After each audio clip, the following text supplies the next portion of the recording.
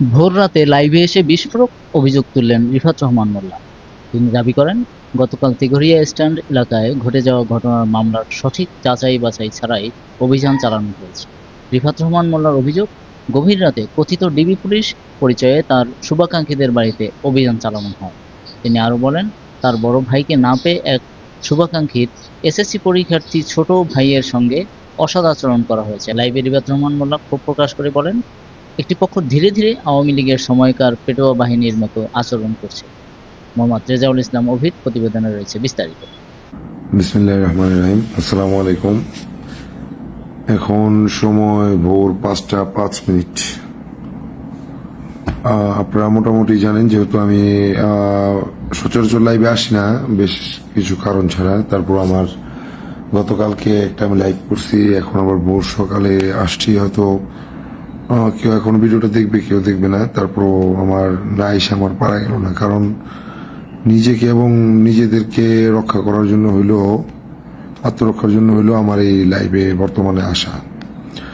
তো কালকে মামলাটা ওনারা যে আমাদের বিরুদ্ধে বা আমাদের সংগঠনে, আমার সংগঠনের ছেলেপেলেদের বিরুদ্ধে একটা মিথ্যা বানোয়াট মামলা করলো, আওয়ামী লীগ সন্ত্রাস, সেটা যথেষ্ট প্রমাণ আছে।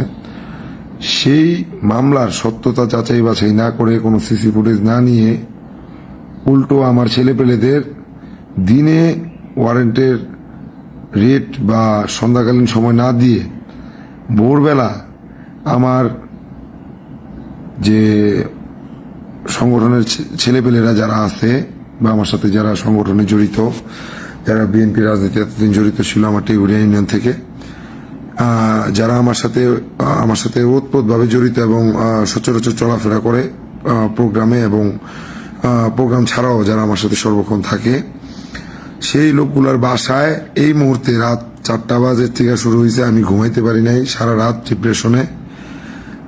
এই লোকগুলার বাড়িতে সিভিলে, ডিবির বেশে সিভিলে একটা করে হাইস দিয়ে যাইতেছে। আর কিছুক্ষণ আগে আমার এক শুভাকাঙ্ক্ষীর, আমার এক সহকর্মীর, সহপাঠীর কে বাসায় না পায়া তার ছোট ভাইকে গলায় চিবি দিছে সিভিলে পরা ড্রেস। আসলে ওরা নাকি পুলিশ না ডিবি নাকি বাইরের সন্ত্রাস বাহিনী, কেউ যারা আওয়ামী লীগের সময়, শেখ হাসিনার সময় পেটুয়া বাহিনীর মতো যারা পুলিশের সাথে আওয়ামী লীগ সন্ত্রাস, ভাড়াটিয়া সন্ত্রাসটা আইসা মানুষের বাসায় অত্যাচার, অন্যায় অত্যাচার, অবিচার করত।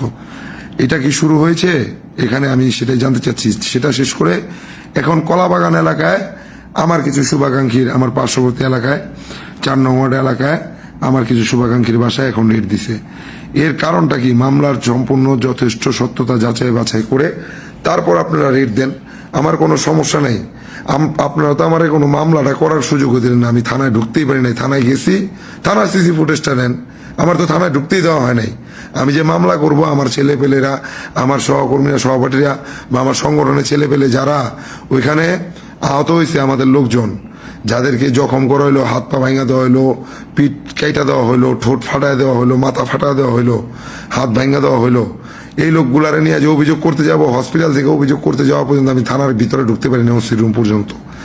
আর আপনারা সকলেই দেখছেন আজকে ফেসবুক লাইভে যে টেগুরিয়া স্ট্যান্ডে আমাদের সম্মানিত ওসি মহোদয় সাহেব যখন উনি সাক্ষী প্রমাণ দিতেছেন, কথা বলতেছেন, ইভেন ফেসবুকে যতগুলা পোস্ট হয়েছে, এই পোস্টের কমেন্টস গুলা দেখলেই কিন্তু বলা যায়। কারণ আমার এলাকায় আমার হয়তো ফেসবুকে 20-50 জন, 100 জন হয়তো সর্বোচ্চ শুভাকাঙ্ক্ষী আমি টাকা পয়সা নিলে রাখতে পারো। এর চেয়ে বেশি তো মানুষের টাকা পয়সাটা কিনা আমার পক্ষে সম্ভব না। আপনারা বলতে পারেন টাকায় কেনা চামচা। কেন আপনারা আওয়ামী লীগের সময়ের মতো এখনো কেন মানুষের উপরে বর্বরতা চালাইতেছেন? আপনাদের কি শিক্ষা কি আওয়ামী লীগের থেকে শিক্ষা নিছেন? আপনারা তো আওয়ামী লীগের থেকে খারাপ শুরু করে দিয়েছেন কেরানীগঞ্জের ভিতরে। কি কারণে? আপনাদের মতো মানুষের কারণে, আপনাদের মতো জনপ্রতিনিধির কারণে আমার মতো একজন সাধারণ জনগণের আজকে সারা রাত নির্ঘুম থেকে এখন আবার ভোর সকালবেলা পেরেশানি নিতে হইতেছে যে মানুষগুলা আর বাসায় বাসায় রেট দেওয়া হচ্ছে। তো আমাকে তো একটা মামলা অভিযোগ করার সুযোগও দিলেন না আপনি আপনার পেটুয়া 1-150 পেটুয়া বাহিনী রেখা দিচ্ছেন কুড়িয়া বাজারের ভিতরে, যে থানায় যাইতে মন্ত্রে অ্যাটাক করবো। তা আমি থানার ওসির রুম পর্যন্ত যাইতে পারি নাই। যেই ছেলেটা আজকে আমাদের মামলার বাদী আওয়ামী লীগের, আমি যথেষ্ট প্রমাণাদি দিছি। এরপরও যদি পুলিশ প্রশাসন জ্বালা যন্ত্রণা করে, আমরা কিন্তু জনগণ নিয়া আগামীকাল জনগণ নিয়া রাস্তায় নামুম এবং দক্ষিণ কেরানীগঞ্জ থানা ঘেরাও করতে বাধ্য হবো। কিন্তু আমি বলতে বাধ্য হইলাম, মাননীয় ওসি মহোদয়, ডিসি মহোদয়, এসপি মহোদয়, আপনারা যথেষ্ট তদন্ত করেন এবং আমাদের বিরুদ্ধে যে এককভাবে যেই আঙ্গুল তুলা যেই দোষ দেওয়া হইতেছে বা যেই গ্রেফতারি পরোয়ানা দেওয়া হয়েছে বা যে অভিযোগ করা হয়েছে, সেটা আমরা যে ভুক্তভোগী, আমরা তো দলের, আপনারা তো একটা দলের, এখন দল বিএনপি ক্ষমতায়, আপনার এমপি মহোদয়ের কথা শুই না, সবার কথা শুনে আপনার মামলা নিচ্ছেন, আমাদের হয়রানি করতেছেন, গ্রেপ্তারি পরোয়ানা পাইছেন, ওয়ারেন্ট পাইছেন। আপনাদের আমি দোষ দিতেছি না, আপনাদের ওয়ারেন্টের কাগজ আছে, আপনারা ওয়ারেন্টের আসামি ধরতেই পারেন, স্বাভাবিক। কিন্তু যেই মানুষগুলা জখম হইলো তাদেরকে একটা মামলা করার সুযোগ কেন আপনারা দক্ষিণ কেরানীগঞ্জ থানায় আজকে দিলেন না? একটু আমাকে এটার জবাব দিই, তা আমরা জনগণ চাই। এবং আমরা যারা আমার প্যানেলের যারা ভুক্তভোগী আছে তাদেরও প্রশ্ন এটা, এই মানুষগুলা কেন এখন এই রাতে ভোরবেলায় আওয়ামী লীগের সময়ের মতো বিএনপির বাসায় যারা যেরকম ভাবে সন্ত্রাসী কর্মকাণ্ড, সন্ত্রাসী জখমযোগ্য কাণ্ড চালানো হইতো বা তাণ্ডবলীলা চালানো হইতো প্রশাসন সাথে নিয়ে, এই কাজগুলা কেনই আজকে আবার এই বিএনপির লোকগুলার উপরে এই প্রেশারগুলা প্রয়োগ করা হইতেছে? কিছুক্ষণ আগে রিপন নামের একটা লোকের আমার বাসায়, একজন ভদ্রলোক, শাহ আলম মাস্টার সাহেব, উনি একজন ভদ্রলোক, উনি একজন সরকারি প্রাথমিক বিদ্যালয়ের শিক্ষক, উনার ছেলেকে ফাঁসায় দিয়ে ওনার ছেলেকে যার নামে মামলা করা হয়েছে, ওই ছেলে ভয়তে বাসায় না পাওয়ার কারণে এই 15 থেকে 20 মিনিট আগে সিভিল বেসে ডিবির গাড়িতে নিয়ে, এই হাইস গাড়িতে করে আইসা 2-3 জন প্রশাসনের ড্রেসদারি পুলিশ আর 2-3 জন সিভিল ড্রেসে, একজনকে না পায় ওর একটা ছোট ভাই ম্যাট্রিক পরীক্ষা ইন্টারে পরে ওকে গলায় টিপ দিয়ে ধরা হয়েছে। কি কারণে? কারণটা কি আমরা জানতে চাই। এইরকম সন্ত্রাসী কর্মযোগ্য আপনারা কেন চালু করলেন দক্ষিণ কেরানীগঞ্জে? আপনারা কি চান দক্ষিণ কেরানীগঞ্জের জনগণ একত্রিত হয় আপনাদের কাছে আপনাকে প্রশ্নবিদ্ধ করুক, আপনাদের প্রশাসনকে প্রশ্নবিদ্ধ করুক? আমরা নাহলে আমি একা রিফাত, আমি পারব না কোনো কিছু করতে।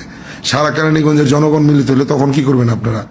আমি আর বেশি কিছু বলতে চাই না। আপনাদের এই জঘন্য নগণ্য পাষণ্ড কর্মকাণ্ডের জন্য যদি কারোর কোনো প্রকার জানমালের ক্ষয়ক্ষতি হয়, কোনো প্রকার আত্ম ক্ষয়ক্ষতি হয়, এর সম্পূর্ণ দায়ভার কিন্তু আপনাদের নিতে হবে। আমি বলে দিয়ে গেলাম। সবাইকে ধন্যবাদ। আসসালামু আলাইকুম।